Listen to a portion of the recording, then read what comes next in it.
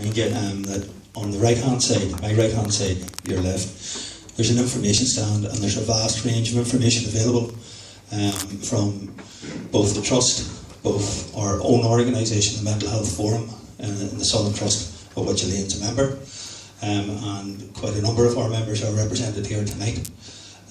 So just to let you know that there's any amount of information available for people, ranging from the organisations themselves right through to some of the issues Roberta touched on about recovery and wellness recovery action plans. Just before Elaine takes the mic, could I just ask everybody, because Elaine's going to be doing some reading from the book, would you just check that your mobile phones are turned off, because it can be quite off-putting for the reader. Anyway, can I pass you over now to the lady of the evening, Elaine Fogarty. Thank you.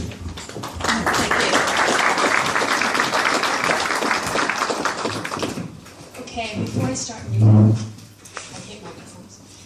before I start reading from the book, I'm going to read from this because social anxiety, as you know, is one of my problems, and the thought of having to speak off the cuff, so to speak, was a bit frightening. So bear with me for having to read. I want to thank you all for coming here tonight to support me in launching my little book. The decision to write it was not an easy one, but there are all these years building up, and I finally came to understand the reality of my mental illness and felt compelled to share my story, to contribute to the growing discussion. It means a lot to me that family and friends have gathered here to support me. I know many of you are curious, perhaps even nervous of what you will read in the book. So there's something important I need to say. Some of what you read will surprise you. Some will make you think. But it should not upset you. It should not make you feel guilty. It should not make you feel sad. This is not intended to be a negative book. Despite the difficult reality it describes, it is actually a celebration of survival. And you, my family, my friends, all of you, are the reason I have survived. Know that you could no more have stopped me being bipolar than you could being epileptic, blind, or physically challenged. My mental illness is nobody's fault. It just is what it is, no more. I spent over 30 years of my life working very hard to keep this secret. I didn't understand it, I didn't know how to handle it, and the last thing I wanted to do was drag those closest to me into that confusion and intensity. I made that choice. I kept it to myself because I thought I was protecting you, that I was protecting myself. I bought into the negative image of mental illness, but that was then. Now I'm ready to talk, not just to you here tonight, but to anyone who will listen. For once in my roller coaster life, I have actually finished something. I'm proud of this book and what it stands for. Like so many others today, I am determined to drag mental illness from the shadows. To tell people that it doesn't have to be overwhelming, it doesn't have to be so scary, it doesn't have to be a delicate secret hidden away, that there is no need for people to struggle alone. The time for secrecy and shame has passed. 1 in 4 people will have a mental illness of some kind in their lifetime. Look around this room, 1 in 4. It's invisible, but it's as real as any physical illness, and it can't be dismissed anymore. Diary of a Bipolar Survivor is just one story, but it is one of many, and people are beginning to talk. Thank you, all of you, and please help me in continuing to share the 1 in 4 message.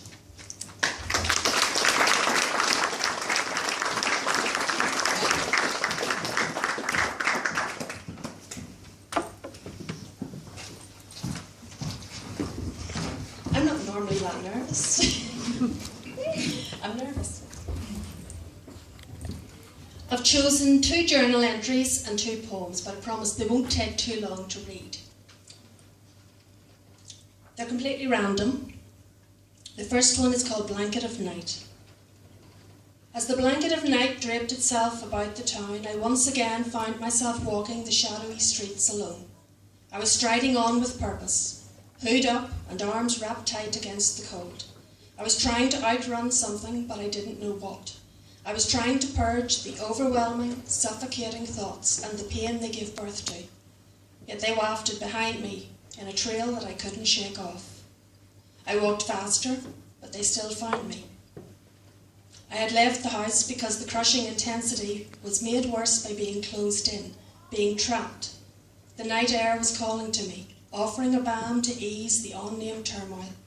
I needed to escape, to run from everything and everybody. I dove into the night without once considering where I would end up, because most of all, I was trying to outrun myself. I wasn't thinking clearly, because really I was trying not to think at all. I'd had enough and offered the pain up to the night. Had my hubby not come and brought me safely home, I don't know how long I would have walked blindly into the darkness, or where I would have ended up. Sometimes the voices cry louder as I walk, but tonight I did manage to purge most of what had sought to overwhelm me that night. Tonight I nestled into a loving hug and welcomed the emptiness, the ease of thought. My mind was my own again. Now that one's relatively dark. The next one will describe as best I can what it feels like to be experiencing a mixed episode, which I don't know if a lot of you understand. In bipolar, the swings can happen over a period of months, and you can be quite stable in between. A mixed episode, the swings are different for each person, but they can happen over a period of days, sometimes even hours, and occasionally they can get so mixed up it feels like they're happening at once. And that's what I'm trying to describe.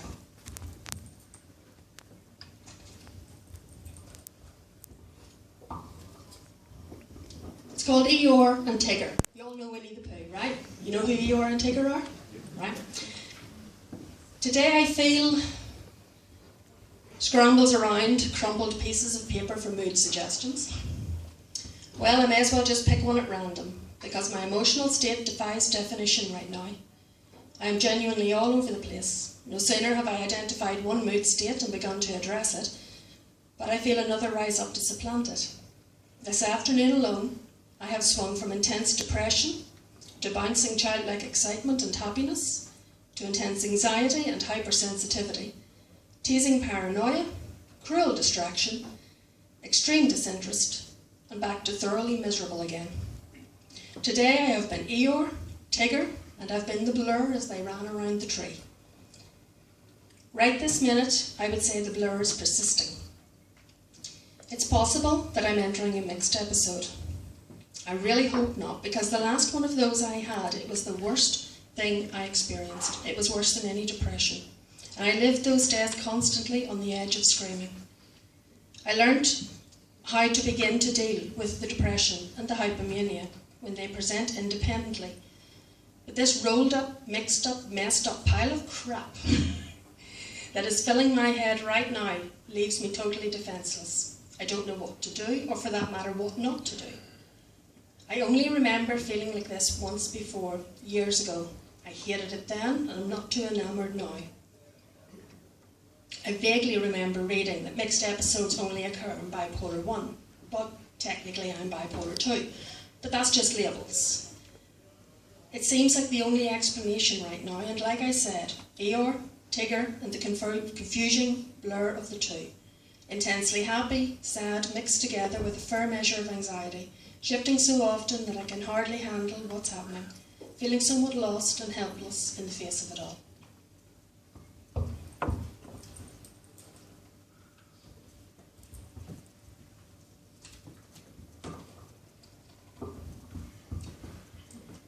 Now, 2 short poems and it's all over. I'm sorry, this is a bit difficult for me. I don't normally handle groups of about 8 or 10 very easily, so bear with me. This poem is called The Angel's Call. Words spoken with a smile, masquerading as a jest, cling to the very air she breathes and so infect and breed, infest. They build upon past injuries and unintended harm. They seethe and writhe and creep and crawl till little else is left at all. Still, a hollow shell bereft of hope that grieving love in darkness gropes amid the thoughts to end it all and listens for the angel's call. And on the back of the book is my favourite poem. And it's a poem about mindfulness, about about living your life in the moment. And whether you have a mental illness or not, whether you listen to what is said tonight or not, if I can give you one message, it is learn how to live in the moment. As I look into the eyes of this new day, I see the colour of peace and the light of love. As I rest in the arms of this new day, hours embrace and minutes offer up the sweetest kiss. As I walk hand in hand with this new day, my breath echoes the music of creation. All that exists, exists here. All that is possible here. Eternity pours into this moment. And that, folks, is a sample of what you'll find in here. Now, there's a lot of dark stuff, and there's a lot of positive, hopeful stuff, and it's all a mixed up jumble, just like my life is. Don't expect it to read like a logical book, because it is not logical. You'll open it, you'll flick through, you'll put it down after 10 minutes, you'll lift it again, and you'll flick through, and that's the way it's meant to be read. And if you don't understand something, if you have a question, at the very back of the book, there's about 8 different ways you can contact me. I have Facebook, I have Twitter, I have a website, I have a blog. And most importantly, I have a personal email that I keep specifically for mental health related issues, and I'll talk to anybody about anything at any time. And at this point, I'm going to do what I know never works, but I'm going to open up and ask if anybody has a question. Is anyone brave enough to actually ask a question? Yes, Mark. You were saying there about the time sort of in the preparation of writing the book. Yes. How far on in your process with your illness was it until, time-wise, until you actually penned the book? Okay, there are 2 ways of looking at this. The book itself was conceived and put together in about a year, but the content of the book spans 30 years. I began writing at age 13. I kept a lot of stuff on scraps of paper, little notebooks. I didn't have all of it, but I went through and I selected pieces, and that's what you're reading here. So that's why some of the poetry, particularly, reads rather stilted, because you've got to remember it was probably written when I was about 15, 16. But the emotion's still real. In terms of diagnosis, actually, it's a good point to bring up. Looking back, I know I had my illness at 13. I didn't get my diagnosis to 2006. I'm 46. I spent the early part of my years not realising something was wrong, then realising something was wrong and not wanting to talk about it, then finally approaching a doctor and getting treatment for depression, because I didn't recognise the highs as a problem, because they're great, and anybody in this room who has bipolar knows what I mean. You don't see them as a problem and you don't want them to go away. And then I finally got my diagnosis after a short admittance in hospital. And it can take that long for some people, you know, but it's been a long journey, and I'm moving forward, and I'm just glad to be able to share the story. Thanks. Anybody else? Yeah? Your thoughts and your language are very coherent. Thank you. It doesn't feel that way from in here. The thing very well, but how far would it have been between you recording those thoughts and experiencing the feelings? Would it have been perhaps the next day, the next week? Pretty much instantaneous. Writing has always been a coping tool for me, so right in the middle of an episode, if I possibly can get a piece of paper, I will write. By episode, I mean something intense that's happening at that moment. If I can't get to paper, then I'll write the next day. Now that I have the blog, I'm on every day, every other day, telling the entire world whether they want to know or not. Well, actually, the blog's, I've got about 42,000 visitors so far, so somebody's reading it. Maybe the same person coming in 7 times a day, I don't know. Not me. No, it's not common. Anybody else? What's your hope for the book and your future? I have 1,600 followers on Twitter. I would say 80% of those are teenagers. I know this by their language and the things they talk about, not by the fact that they tell me their age. And I treat them like peers because I can feel their pain. and they are struggling.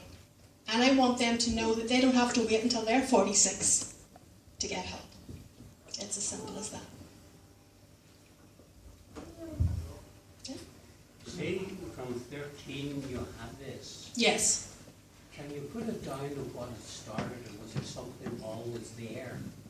I believe there was always something there. I don't recall a specific trigger at age 13, but I know the first poem I wrote on the issue of mental illness was written at age 13. So that's where I put the marker. But I don't recall a specific incident. My childhood was actually really happy. I don't remember any negative point in my childhood. The illness just manifested. Did it affect your education? Yes. I mean, I attended clubs. I was even a prefect. I functioned quite well in school, but the reports read very like could do better. You know, when she tries, you know, this kind of thing. Because I had concentration issues. I had other things on my mind. I just didn't want to be there sometimes. You know. So yeah, it did. But I did okay. I got A levels and stuff. You know, I made it through.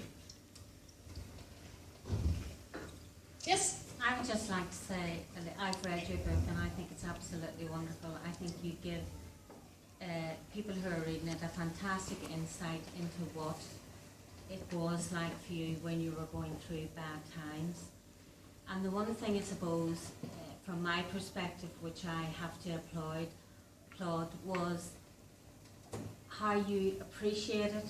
You talked about your loving husband and you talked about your best friend, and how you accredited them to perhaps you being well. And I think, from my perspective, I think that was recognition of families and friends working together to promote with you your well-being. And I have Thank to you. thank Yeah. you for that. Yeah, I have to say I've been particularly lucky in that I have very good family support and good friends. It has to be said, when the diagnosis came to light, I lost a lot of them. They couldn't deal, and that's okay. I couldn't deal either, but I was stuck with it.